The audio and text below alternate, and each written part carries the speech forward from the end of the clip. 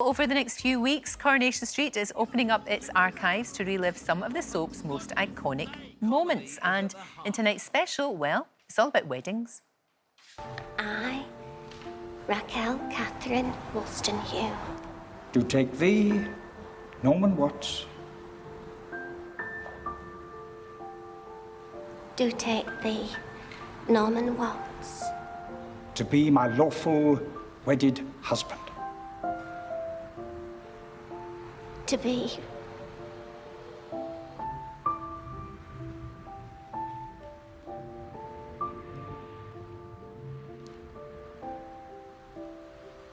my lawful wedded husband.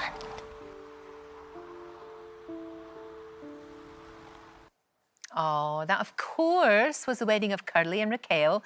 Would you believe that was back in 1995? Well, Kevin Kennedy joins me now. Kevin, it is so lovely to see you. How are you?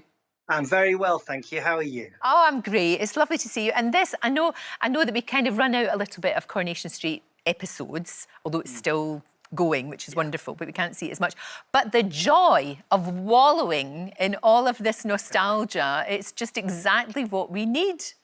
Yes, it's very good. I've had lots of text messages and people ringing up about this particular episode, which was, as you said, I think 22 million people watched that. I think, what was that? Wow. That's crazy, isn't it, when you think about it? Absolutely remarkable. But both of those characters were just delightful. I mean, you hoped and you prayed that it was going to work out for poor old Curly, but sadly, no. But you and Sarah are still really good friends, aren't you? You and Sarah Lancashire. Yeah, we still sort of talk now and again. There was a lovely moment when we were both in the West End in separate shows. So we did that thing where you went to see each other's, very actory thing, where you went to see each other's matinees, and we had a bit of lunch in between shows, and Sarah came to my show and I went to see hers. So it was lovely, yeah.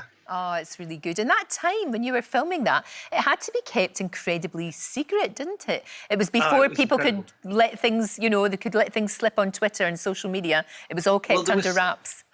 There was so much interest in that particular story, which I have to say that the beauty of that story was it was beautifully written.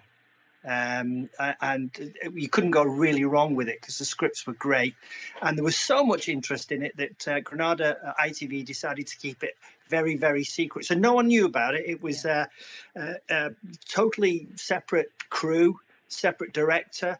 Sarah and I were taken off somewhere like 3-4 weeks before it went out, probably even more, I think about maybe a month, and we filmed it in South Manchester, and then we came back to Granada.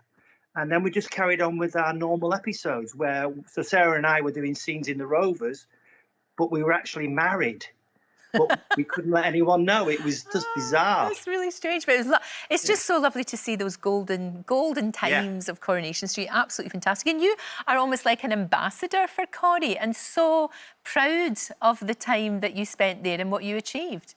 I think it was a very special time. 20 years, over 1,000 episodes, a couple of live ones, and the QE2, and all sorts of things. Yeah, I think once you've been involved in Coronation Street, you're an ambassador for life.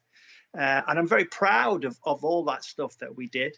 And people still remember it. And I think that's a privilege when people say to you, oh, I remember you because you did this when I was doing this. People link it with their own lives. Yeah, they do, and it means ever such a lot. There are not many shows that actually do that really touch people in that way.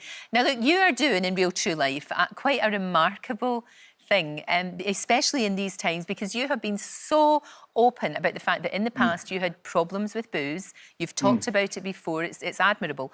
And now there is a ticking time bomb, isn't there, with people? People are drinking too much, by and large. Incredibly.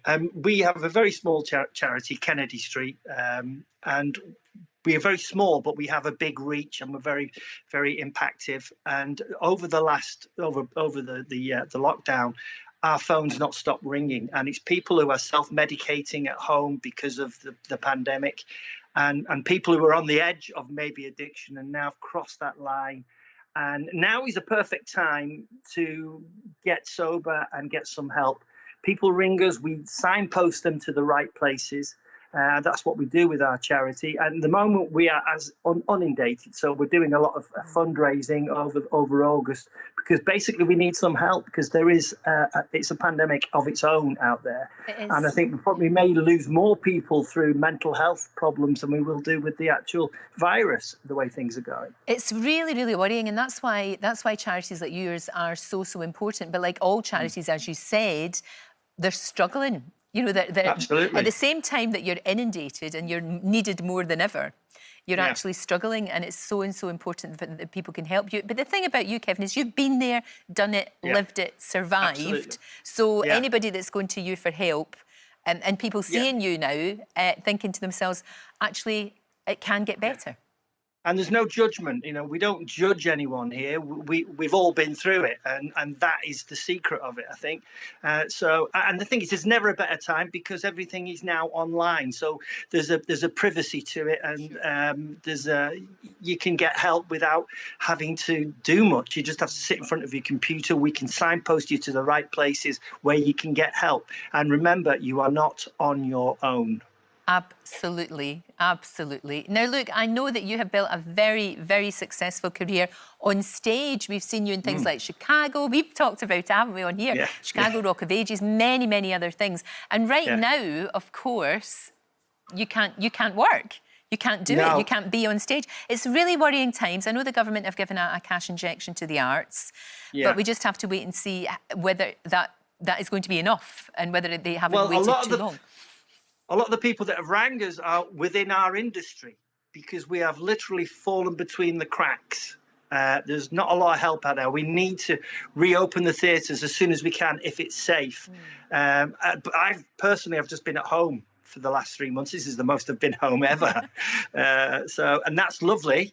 That's great. But I need to get out there and do some work as well. Sure, and it's everyone. People forget. I mean, the people that we see are you actors, but there's everyone else who's working. You know, it's the people selling his ice cream. It's the people who have put the show together. It's the people that move the furniture. It's all, you know, the set designers. So many people, but so many jobs, Kevin. So many jobs at stake. Yeah, it's right across the board. It's from the front of house people. It's the people who build sets. The lovely stage crew that work so hard, and suddenly we're left with nothing. So we have to get back as soon as we possibly can.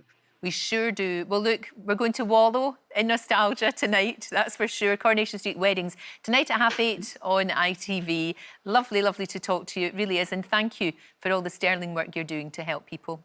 Thank you so much. Thank you, and thanks for having me. Enjoyed that video? Then I think this next one will be right up your street. Or head to our homepage to discover more.